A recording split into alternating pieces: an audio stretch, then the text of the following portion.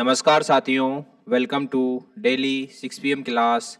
इस क्लास में आज हम MCQ सीरीज का लेक्चर नंबर 223 डिस्कस करेंगे। क्वेश्चन नंबर फर्स्ट है, भारतीय स्वतंत्रता संग्राम के संदर्भ में 16 अक्टूबर 1905 निम्नलिखित कारणों में से किसके लिए प्रसिद्ध है? तो इस दिन बंगाल का विभाजन हुआ था। 16 अक्टूबर 1905 को बंगाल का विभाजन हुआ था और 7 अगस्त 1905 को कलकत्ता के टाउन हॉल में स्वदेशी आंदोलन की औपचारिक रूप से घोषणा की गई थी। क्वेश्चन नंबर 2 है, निम्नलिखित में से सबसे बाद में क्या हुआ? तो हड़प नीति, तो ये लागू की थी।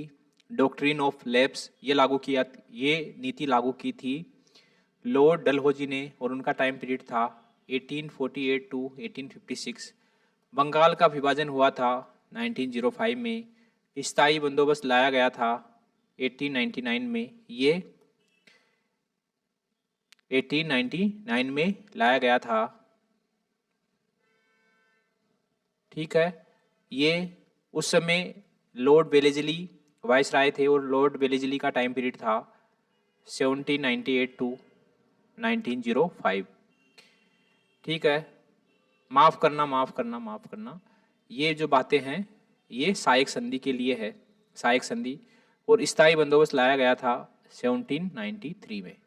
ठीक है, सहायक संधि 1899 सहायक संधि 1799 में लाई गई थी, 1799 में, और ये 1799 में लाई गई थी।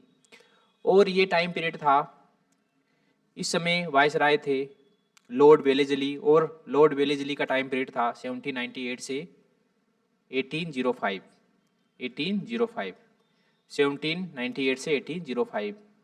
ओके, और ये लाई गई थी 1799 में और स्थायी बंदोबस्त लाया गया था 1793 में और इस समय वाइसराय थे लॉर्ड कॉर्नवालिस। ठीक है, तो इसमें सबसे बाद में क्या हुआ था? तो इस सबसे बाद में हुआ था बंगाल का विभाजन। क्वेश्चन नंबर 3 है, भंग के लागू होने की तिथि 16 अक्टूबर 1905 को बंगाल में किसके सुझाव पर राखी दिवस के रूप में मनाया गया था? तो ये रविंद्रनाथ टैगोर के सुझाव पर इसको राखी दिवस के रूप में मनाया गया था।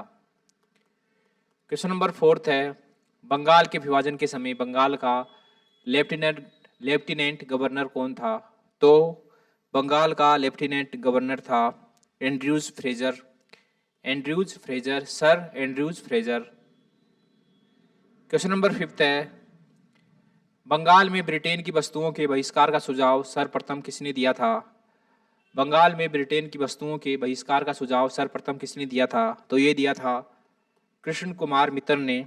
बंगाल में ब्रिटेन की वस्तुओं के बहिष्कार का सर्वप्रथम सुझाव कृष्ण कुमार मित्र ने दिया था। क्वेश्चन नंबर 6 है, 1905 में लॉर्ड कर्जन द्वारा किया गया बंगाल का विभाजन कब तक बना रहा? तो ये बना रहा जब 1911 में ब्रिटेन के सम्राट जॉर्ज पंचम की भारत यात्रा हुई। तो सम्राट जॉर्ज पंचम के द्वारा दिल्ली में 1911 के शाही दरबार में कर्जन के अधिनियम को निरस्त कर दिया, जो है उसको समाप्त कर दिया। तो ये 1911 तक बना रहा। क्वेश्चन नंबर 7 है, मद्रास में स्वदेशी आंदोलन का नेतृत्व किसने किया था? तो मद्रास में स्वदेशी आंदोलन का नेतृत्व किया था चिदम्बरम पिल्ले ने और सुब्रमण्यम अय्यर ने। और मद्रास में अन्य नेता कौन थे? अन्य नेता थे सुब्रमण्यम अय्यर, आनंद चारलू और TM नायक। नेक्स्ट क्वेश्चन है क्वेश्चन नंबर 8, निम्नलिखित में से किसने स्वदेशी आंदोलन का नेतृत्व दिल्ली में किया था? तो दिल्ली में किया था सैयद हैदर रजा ने। स्वदेशी आंदोलन का नेतृत्व दिल्ली में किया था सैयद हैदर रजा ने। उत्तर प्रदेश में किया था लाला लाजपत राय ने और पंजाब में किया था अजीत सिंह ने। क्वेश्चन नंबर 9 है, निम्नांकित में से किस आंदोलन के दौरान वंदे मातरम भारतीय राष्ट्रीय आंदोलन का शीर्षक गीत बन गया था?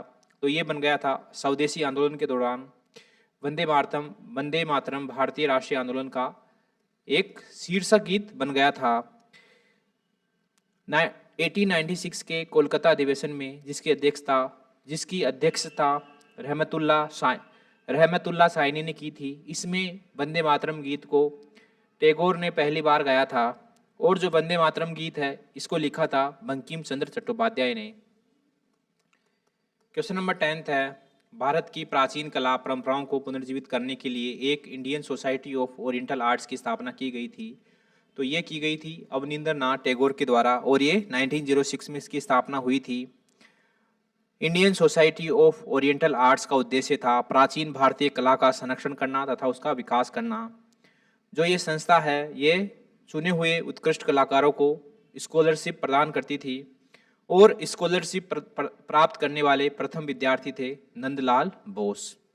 इसी के साथ MCQ सीरीज का लेक्चर नंबर 2 to 3 यहीं समाप्त होता है। मिलते हैं अगले लेक्चर में, तब तक के लिए थैंक यू वेरी मच।